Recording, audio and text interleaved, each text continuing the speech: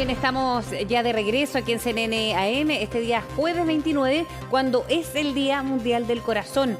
En Chile preocupa, además de esta jornada, el aumento de los infartos cardíacos en medio de la pandemia, y vamos a hablar de la situación y de cómo prevenir las enfermedades cardiovasculares con Paola Barleta, presidenta de la Fundación de la Sociedad Chilena de Cardiología. ¿Cómo estás, Paola? Muy buenos días. Muchas gracias por estar con nosotros. Gracias a ustedes por invitarme a hablar del tema y buen día, pues, Precia. Sí, decíamos estos días cuando conmemoramos o celebramos, por ejemplo, el de hoy, el Día Mundial del Corazón, es bueno llevar a los temas a relucir o la preocupación por el aumento de estas enfermedades. Doctora, ahora, ¿cuál sería el principal objetivo, por ejemplo, para disminuir esta cifra y este aumento que sin lugar a dudas también se arrastra, me imagino, por la pandemia, ¿no? Sí, claro, dos cosas. Un mensaje diciendo que la enfermedad cardiovascular es la principal causa de muerte en nuestra población, en los países occidentales y especialmente también en la mujer, pero que los factores de riesgo que han incrementado un poco y que podemos comentar el efecto de la pandemia son modificables en la gran mayoría. Y algunas enfermedades como la hipertensión o la diabetes pueden ser controladas ya que existe una terapéutica adecuada y en nuestro país existen programas GES. Lo importante es alertar y decirle a la comunidad que debido a tantos incrementos de factores de riesgo, no solo en Chile, sino en el mundo, y la pandemia, se ha incrementado un poquitito la hospitalización, la tasa, ahora que estamos nuevamente retomando las actividades laborales y asistiendo a los centros asistenciales. Importante saber que lo podemos modificar y que debemos retomar el control. Y eso, doctora, nos escucha bien, tiene que ver con lo que mencionábamos en la pandemia, en un diagnóstico que se fue retrasando para muchas personas que ya tenían quizás alguna patología o bien se empezó a acumular durante esa época y pasó inadvertido de alguna manera. Mira, tenemos información del Ministerio de Salud, todavía no tenemos tasas de mortalidad del DEIS, claramente, pero tenemos un seguimiento mensual en el programa de crónicos realizado por el Ministerio del Departamento de Enfermedades Crónicas, que demuestran que el control de la hipertensión, por ejemplo, en Chile, hasta el 2018, comienzo del 2019, estaba siendo muy bueno.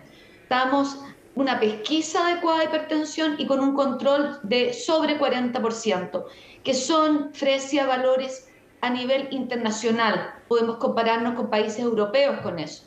Sin embargo, ya para finales del año pasado, comienzo de este año, el control de la presión, que estemos población cautiva, controlada de hipertensión, bajó a la mitad, aproximadamente un 25-27%. Entonces, lo mismo ocurrió con diabetes, teníamos un control sobre el 30%, bajó un 17%.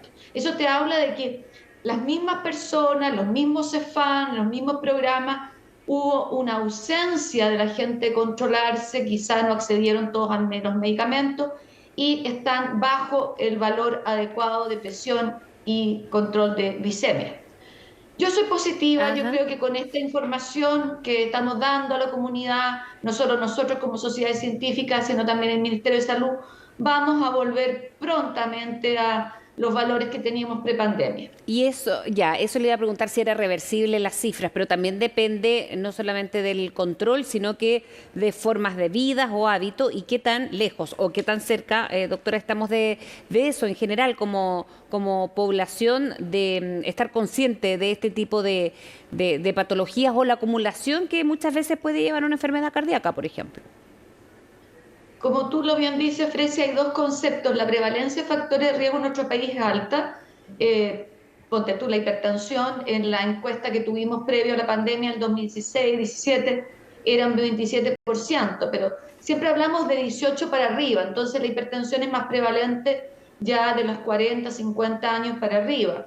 Pero interesante es hablar de factores de riesgo que sean más en jóvenes, y ahí hay que actuar precozmente. Aunque ha mejorado y ha disminuido la tasa de tabaquismo en nuestro país, sigue siendo alta. En la población más joven, bajo 50, es de un 41%. De tal manera que esos factores tenemos que ser remecedores y decir, hay que dejar de fumar, ¿cierto? Hay que tomar una actitud más activa en ejercicio. hay que controlarse, chequearse el azúcar y chequearse el colesterol porque puedes tenerlo alterado ya precozmente. Con los niveles de obesidad de nuestro país, que estamos siendo en América Latina junto con México los países más obesos, tenemos que empezar a controlarlo lo metabólico. Mm. Y la pandemia, Frecia, ha favorecido también un poco el sedentarismo, alguna gente que está todo el día conectada a una En pantalla. por teletrabajo, ¿cierto? No Mm. sale del lugar del computador. Entonces, eh, hay que hacer una actividad un poquito más de promover factores de riesgo. Y eso se puede quizás reflejar en algún síntoma, porque uno es la edad, ¿no? Después de 40 o 50 comenzar a hacerse los controles propios de una etapa, ¿no?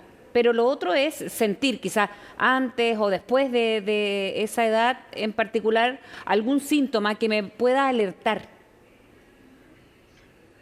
Por supuesto, mira, hay dos cosas. Primero que nada, uno habitualmente dice que después de la edad media de la vida y en la mujer especialmente después de la menopausia empieza a hacerse chequeo. Pero nosotros estamos siendo más activos y yo creo que hay que hacerse chequeo y conocer tu presión arterial desde más joven. Y eso es asequible. También conocer desde más joven cuál es tu nivel de colesterol, porque hay familias que tienen el colesterol alto y tú puedes reconocerlo. Y con el nivel de obesidad, Frecia, lamentablemente estamos teniendo muchas inadecuados valores de azúcar, no diabetes, pero sí Mm. insulinoresistencia, glicemias de ayuno alta, que son premonitoras de lo que va a venir si sigues gordo. Entonces, chequeos más precoces.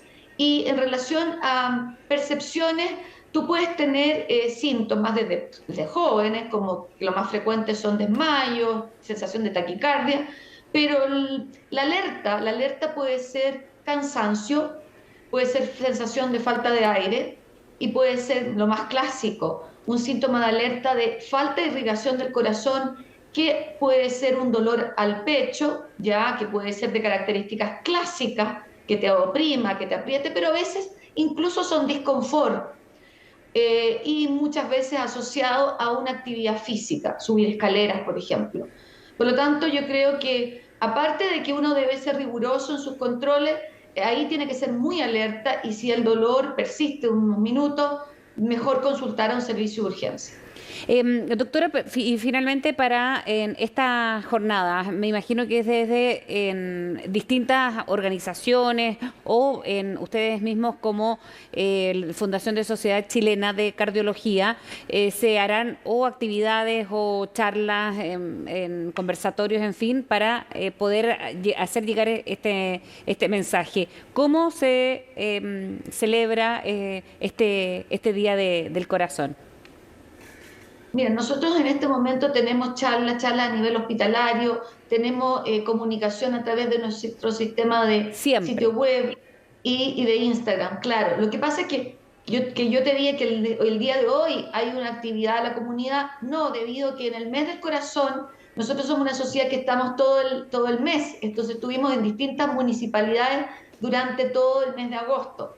Entonces, en este momento, el Día Mundial lo tomamos como una iniciativa de la Organización Mundial del Corazón, de la World Heart Federation, y lo que hacemos es más comunicación visual, ¿cierto? Y comunicacional, a través de redes, a través de la televisión, a través de la radio. Bueno, vamos a quedar bien pendientes también y con los mensajes que se quieren transmitir, especialmente el día de hoy, pero siempre en una sociedad con problemas de obesidad, por ejemplo, de sedentarismo, que evidentemente se fueron acumulando Se han muchísimo durante la disparado. pandemia. Exacto. Se han Y disparado. las atenciones de infartos, además, como han subido en nuestro país más de un 40%. Doctora, muchísimas gracias por hablar con CNN esta mañana. Gracias a ustedes.